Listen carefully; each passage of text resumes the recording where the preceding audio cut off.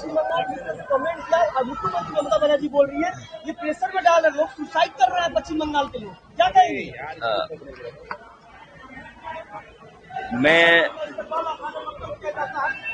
मैं सबसे पहले तो ये कहना चाहता हूं कि भारतीय जनता पार्टी की एसआईआर की एक्सरसाइज ये वोट बढ़ाने के लिए नहीं है, वोट काटने के लिए है।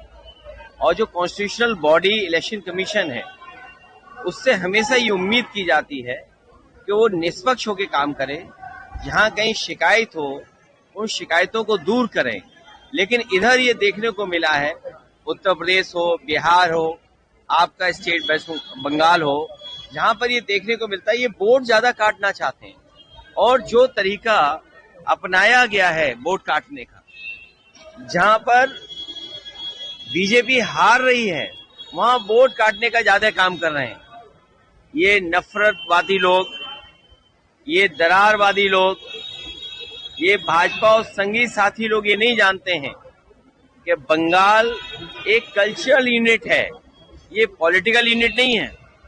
बंगाल वो जगह है जहां से यूनिवर्सल ह्यूमनिज्म का एक संदेश दिया गया था, प्यार का, कि हम सब एक हैं। वहां पर ये नफरतवादी लोग कामयाब नहीं होंगे। दीदी से ईडी हारी, और जो पेन ड्राइव के पेन से अभी तक उभर नहीं पाई है भारतीय जनता पार्टी, जो पेन ड्राइव का पेन है उससे उभरी नहीं है भारतीय जनता पार्टी। और दीदी ने ईडी को हरा दिया।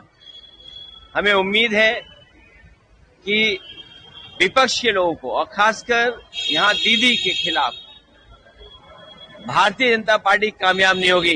भारतीय जनता पार्टी हारेगी, और भारतीय जनता पार्टी सब जानते हैं कि भारतीय जनता पार्टी हारने वाली है, लेकिन इज्जतदार हारना चाहती है, इज्जत के साथ हारना चाहती है। बस यही लड़ाई उनकी है।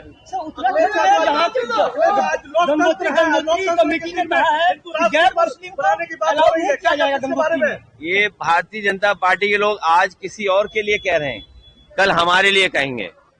हमने तो वो समय भारतीय जनता पार्टी का देखा है जहां पर मुख्यमंत्री आवास को गंगा जल से धो रहे थे। ये क्या भारत में संभव है, हिंदुस्तान में संभव है ये बातें? तो ये नफरत फैलाने का जो इनका तरीका है, ये दरार डालने का जो तरीका है, जो इनका डिवाइड करने की पॉलिटिक्स है, यूपी में भी हारी लोकसभा में, बंगाल में भी इस बार हारने जा रहे हैं ये लोग। सर, आप पीएम से की मुलाकात होगी।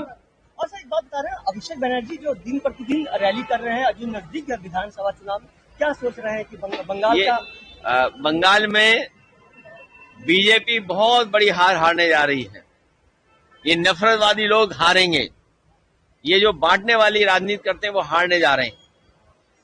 धन्यवाद। करोड़ों लोग का नाम काट दिया गया जिसमें से समाजवादी के लोग ज्यादा कर रहे हैं, इसके बारे में क्या? ये जो बंगाल में कर रहे हैं उससे ज्यादा यूपी में कर रहे हैं। अगर आपके यहाँ 1 करोड़ वोट कटा है तो हमारे यहाँ 4 करोड़ वोट कटा है।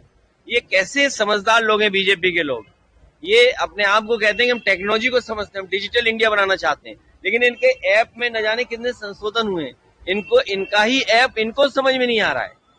और कभी मैपिंग, कभी अनमैपिंग, पहले मैपिंग किया तो इतने लोगों वोट में आ गए 1 करोड़ हमारे, फिर अनमैपिंग कर दिया 1 करोड़ वोट।